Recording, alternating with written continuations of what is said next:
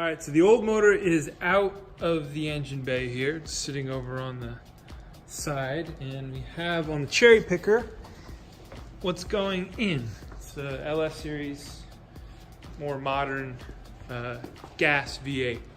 So Nate, tell us a couple things about what's better about this, or what's better for you for this application. The 6.2s just don't like to rev that high, which is probably why it kicked rods in the first place. And not putting an overdrive trans in, just this is the easier way to do it. These motors are cheap, they run a long time. You can, if you want to later on, put a lot of power through them. They seem to hold up well. From what I can gather, it's going to be about 300, possibly 350 pounds lighter total by the time you factor in all the brackets and accessories. So it should be a lot lighter. You know, for the amount that we're going to use this truck, it's not like it's a daily driver, so it'll be a good swap. The numbers are like basically dead even on torque, and it has about 100 more horsepower. So it should be, you know, just as slow as it was. And it was in stock, so yeah, you had the motor laying around, so it's motor was sitting on a shelf, not being used. So yeah.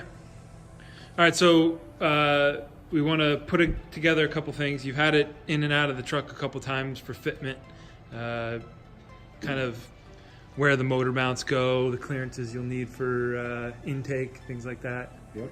And so now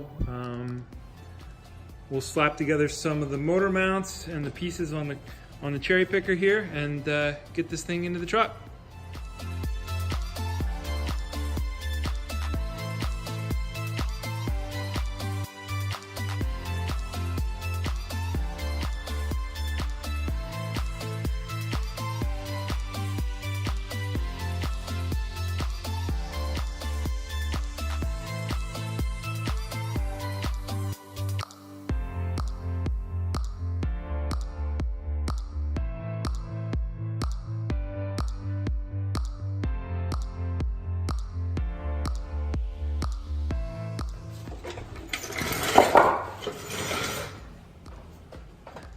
All right, so the new engine's in, and the next steps are going to be the intake, which we've already kind of modified a bit to have clearance here, and exhaust system, and electrical for the ignition, and also electrical for the whole Hummer.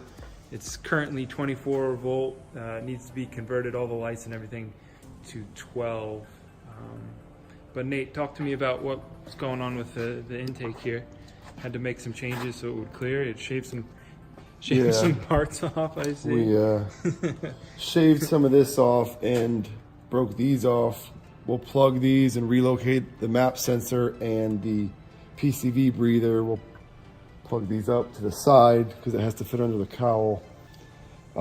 We had to lower the center support a little bit on the drive shaft so we could drop the motor down to get all this in. We could have just bought an LS6 intake, but not right now. We don't know what direction we're heading later on with this project, so we're just going to get it on the road right now.